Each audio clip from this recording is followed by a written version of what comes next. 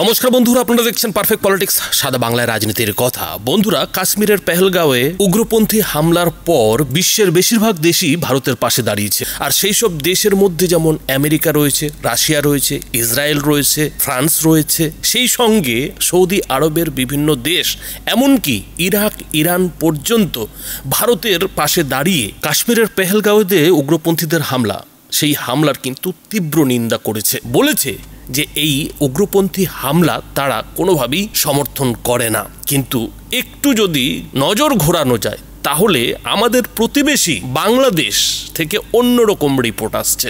বন্ধুরা, আপনারা জানেন যে বাংলাদেশের সঙ্গে গত 9 মাস ধরে ভারতের সম্পর্ক খারাপ হয়ে গেছে। বিশেষ করে বাংলাদেশের জামাতি কট্টরপন্থীরা কিন্তু ভারতের বিরোধিতায় তাদের জান প্রাণ লাগিয়ে দিয়েছে। কট্টরপন্থীরা ভারতকে কোনোভাবেই সহ্য করতে পারছে না, ভারতকে রীতিমতো তারা যুদ্ধেরও হুমকি দিয়েছে। এই অবস্থায় দাঁড়িয়ে কাশ্মীরে এই যে উগ্রপন্থীদের হামলা, সেই হামলা নিয়ে বাংলাদেশি জনতার একাংশকে বেশ কিন্তু উচ্ছ্বাস প্রকাশ করতে দেখা যাচ্ছে। তারা কিন্তু আনন্দে মাতোয়ারা হয়ে উঠেছে এবং আনন্দে মাতোয়ারা হয়ে বিভিন্ন সোশ্যাল মিডিয়ায় যে রিয়াকশন দিচ্ছে, সেই রিয়াকশনটা কিন্তু পুরোপুরিভাবে পাকিস্তানের পক্ষে। পাকিস্তান জিন্দাবাদের পাশাপাশি তারা এটাও বলছে যে ভারত তার কর্মফল ভোগ করছে। কেন না, এই যে ওয়াকফ সংশোধনী আইন, সেই ওয়াকফ সংশোধনী আইন নিয়ে ভারতে যেভাবে মুসলিমদের অধিকার কেড়ে নেওয়ার চেষ্টা করেছে নরেন্দ্র মোদী সরকার, তারই নাকি ফল মোদী পাচ্ছেন। এবং এখানেই থেমে না থেকে বাংলাদেশিরা রীতিমতো পাকিস্তানের পাশে দাঁড়িয়ে যেটা মন্তব্য করছেন যে এতে নাকি পাকিস্তানের কোনো দোষই নেই, সমস্তটাই নাকি মোদির সাজানো নাটক, সব সাজানো নাটক। বন্ধুরা, আপনারা স্ক্রিনে দেখতে পাচ্ছেন যে এখানে কিন্তু বাংলাদেশিরা পুরো একেবারে তাদের মন্তব্যে ভরিয়ে দিয়েছেন এই কাশ্মীরের ঘটনা নিয়ে। আর তারা কি বলছেন যে সব নাকি সাজানো নাটক। একই নাটক করে সিকিম, জুনাগড়, হায়দ্রাবাদ ইত্যাদি দখল করেছিল ভারত, সেই নাটকেরই নাকি পুনরাবৃত্তি চলছে। আরেকজন তো লিখেছে যে মোদি নাটক, ওয়াকফ বিল, মুসলিম নির্যাতন, এর দৃষ্টি অন্যদিকে ফেরাতে নাকি এই কাণ্ড করা হচ্ছে। এবং এক বাংলাদেশি তো এটাও লিখছেন যে এখন 7 সিস্টারে কিছু হলে বাংলাদেশকে নাকি ভারত দায়ী করবে। অর্থাৎ বন্ধুরা, বুঝতেই পারছেন যে বাংলাদেশি জনতা, বাংলাদেশি জামাতিরা কিন্তু পুরোপুরিভাবে পাকিস্তানকে সমর্থন করছে, পাকিস্তানের কিন্তু পাশে দাঁড়াচ্ছে। এবং আরও যেটা মজার কথা হলো যে যেখানে বিশ্বের তাবড় তাবড় শক্তিশালী নেতারা, মানে একেবারে প্রেসিডেন্টরা ভারতের পাশে দাঁড়িয়ে ভারতকে চিঠি লিখেছে, যেমন রাশিয়ার প্রেসিডেন্ট ভ্লাদিমির পুতিন, তিনি তো রীতিমতো পোস্টের পাশাপাশি ব্যক্তিগতভাবে নরেন্দ্র মোদীর জন্য চিঠিও লিখেছেন, ভারতবাসীর জন্য চিঠিও লিখেছেন, দুঃখ প্রকাশ করে যে এই যে ভারতের দুঃখের দিন, সেই দুঃখে যাতে রাশিয়ার মানুষদেরও যোগ দেওয়ার সুযোগ দেওয়া হয়। একইভাবে কিন্তু আমেরিকার প্রেসিডেন্ট ডোনাল্ড ট্রাম্পকেও কিন্তু সোচ্চার হতে দেখা গেছে। আর শুধুমাত্র আমেরিকার প্রেসিডেন্ট নন, আমেরিকার যিনি ভাইস প্রেসিডেন্ট, যিনি কিনা এই মুহূর্তে ভারত সফর রয়েছেন, সেই জেডি ভ্যান্সও কিন্তু রীতিমতো এই উগ্রপন্থী হামলার চরম নিন্দা করেছেন।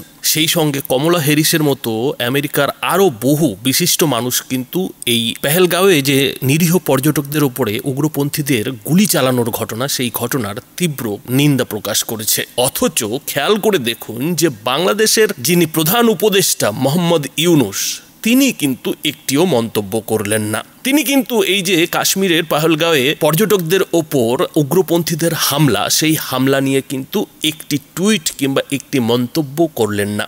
তার বদলে তিনি তার পররাষ্ট্র উপদেষ্টাকে দিয়ে একটা ছোটখাটো বিবৃতি জারি করে এতটুকুই বললেন যে এ ধরনের উগ্রপন্থী হামলার বাংলাদেশ নিন্দা করে। যদিও এই কথাটা বলতে কিন্তু বাংলাদেশের রীতিমতো 48 ঘন্টা সময় লেগে গেল। অর্থাৎ গতকাল ঘটনার পরই যেখানে আমেরিকা থেকে শুরু করে France, Russia, Israel, Iran, Iraq, Saudi Arabia থেকে, কাতার থেকে একের পর এক ভারতের পাশে দাঁড়ানোর বার্তা আসছিল, তখন কিন্তু পাশের দেশ বাংলাদেশ চুপ করেছিল। চুপ করে কিন্তু সারা বিশ্বের দিকে তাকিয়েছিল যে সারা বিশ্ব কি করে, ভারতের পাশে দাঁড়ায় নাকি পাকিস্তানের পাশে দাঁড়ায়। আর যখন বাংলাদেশ বুঝতে পারলো যে সারা বিশ্বের তাবড় তাবড় শক্তিধর দেশগুলোই ভারতের পাশে, পাকিস্তানের পাশে কেউই নেই, তখন কিন্তু বাংলাদেশ কার্যত বাধ্য হয়ে তার যে পররাষ্ট্র উপদেষ্টা, তাকে দিয়ে একটা ছোট্ট বিবৃতি জারি করিয়ে দেওয়া হলো। আর সেই বিবৃতি কখন এলো? যখন পাকিস্তানের প্রতিরক্ষা মন্ত্রী খাজা আসিফ ভারতের নিন্দা করে এটা বললেন যে ভারত যেন এই ঘটনার জন্য পাকিস্তানকে দায়ী না করে, কেননা পেহেলগাঁওয়ের ঘটনায় নাকি পাকিস্তানের কোনো হাতই নেই। উগ্রপন্থীদের সঙ্গে নাকি পাকিস্তানের কোনো যোগাযোগই নেই এবং পাকিস্তানের প্রতিরক্ষা মন্ত্রীর এটাও দাবি যে ভারতে যেসব বিদ্রোহী সংগঠন রয়েছে যেমনটা কিনা মণিপুরে ঘটছে ঠিক একই ঘটনা নাকি কাশ্মীরের পেহেলগাঁওয়ে ঘটেছে। আর পাকিস্তানের প্রতিরক্ষা মন্ত্রী খাজা আসিফের এমন বিবৃতির পরেই বাংলাদেশের তরফ থেকে এই ঘটনার নিন্দা জানিয়ে ছোট্ট করে বিবৃতি পেশ করা হলো। অথচ এই পাকিস্তানি কিন্তু গত 24 ঘন্টা ধরে লাগাতার চেষ্টা করছিল যে এই যে পেহেলগাঁওয়ের ঘটনা, এই ঘটনায় যাতে বিশ্ব নেতারা পাকিস্তানকে বাঁচানোর চেষ্টা করে। শেষ পর্যন্ত কোনো উপায়ন্তর না দেখে পেহেলগাঁওয়ের ঘটনার পরেই কিন্তু পাকিস্তানের তরফ থেকে একটি প্রেস বিবৃতি জারি করে এটা বলা হয়েছিল যে তুর্কি কিংবা তুর্কির এরদোগান সরকার যেভাবে কাশ্মীর ইস্যুতে পাকিস্তানকে সমর্থন করছে তাতে নাকি পাকিস্তান তুর্কির কাছে ঋণী। কিন্তু তুর্কির এরদোগান সরকারও শেষ পর্যন্ত এই পেহেলগাঁওয়ের ঘটনায় পাকিস্তানের পাশে দাঁড়ায়নি, বরং তুর্কি পাকিস্তানের কাছ থেকে এমন তেল খাওয়ার পরেই রীতিমতো প্রেস বিবৃতি জারি করে যেটা জানায় যে পেহেলগাঁওয়ের যে উগ্রপন্থী হামলা, সেই হামলাকে কিন্তু তারাও চরমভাবে নিন্দা করছে।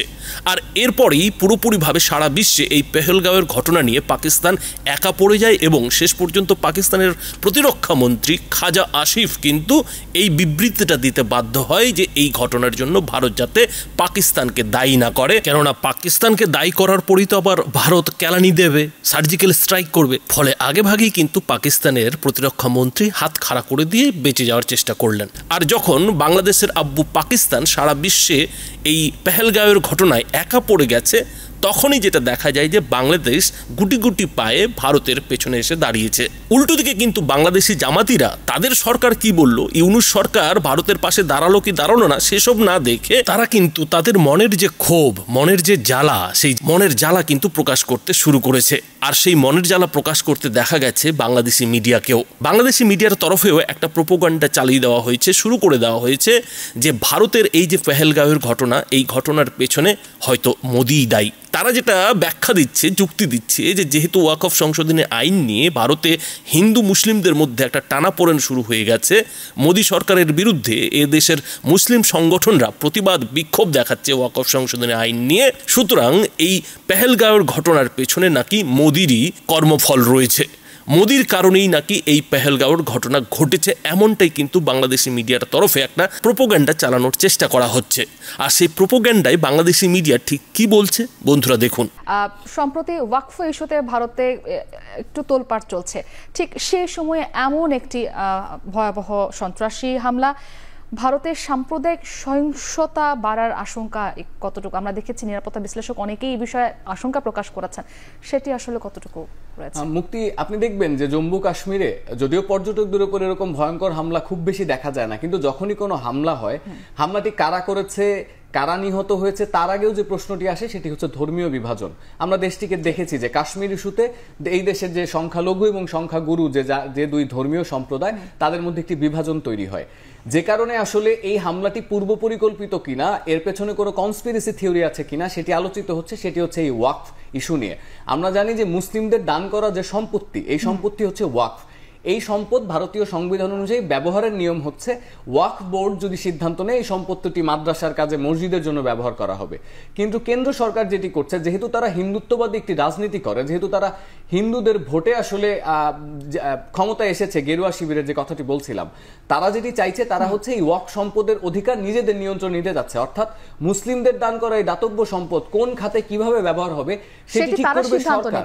এবং সে কারণে কিন্তু ভারতে এই মুহূর্তে মুসলমানদের মধ্যে যে একটি চাঞ্চল্য তৈরি হচ্ছে, তারা যে এক ধরনের সংখ্যালঘু হওয়ার কারণে এক ধরনের যে দমন নিষ্পীড়নের মধ্যে আছে, সেটি নিরাপত্তাহীনতায় ভোগার যে বিষয়টি। এবং এই যে ভারতীয় গণমাধ্যম বারবার ইঙ্গিত করা যে এই হামলাটি আসলে ধর্মীয় উদ্দেশ্য প্রণোদিত, কোন একটি বিশেষ সংগঠন, হিন্দু পর্যটকদের খুঁজে মারা হয়েছে, হিন্দু পর্যটকদের খুঁজে মারা হয়েছে, তাদের ধর্ম পরিচয় জানতে চাওয়া হয়েছে, এ ধরনের আলামত যখন গণমাধ্যমে আসবে, খুব স্বাভাবিকভাবেই এই মুসলিমদের সাথে ভারতের যে হিন্দুরা, তাদের মধ্যে তো একটি বিভাজন, একটি মত পার্থক্য তৈরি হবে। এবং এর জেরে গেরুয়া শিবির যে ওয়াকফ ইস্যুতে যে আদালত শুনানির জন্য যে স্থগিতাদেশ দিয়েছে, অর্থাৎ আদালত যে সময় নিতে চাচ্ছে যে অমুসলিম কোনো ব্যক্তি আসলে ওয়াকফ বোর্ডের আন্ডারে কাজ করতে পারবে না, অমুসলিম কেউ ওয়াকফ সম্পত্তি কোন কাজে ব্যয় করা হবে সেটির সিদ্ধান্ত নিতে পারবে না, এই নিয়ে যে আসলে আদালতের সাথে সরকারেরও একটি যে দ্বন্দ্ব চলছে, এই ঘটনার জেরে, কাশ্মীর ইস্যুর জেরে গেরুয়া শিবির যে এটিকে রাজনৈতিক হাতিয়ার হিসেবে ব্যবহার করবে না, সেটি যেমন উড়িয়ে দেওয়া যায় না। এবং গতকালকে রাতে কাশ্মীরের ঘটনা দেখে এবং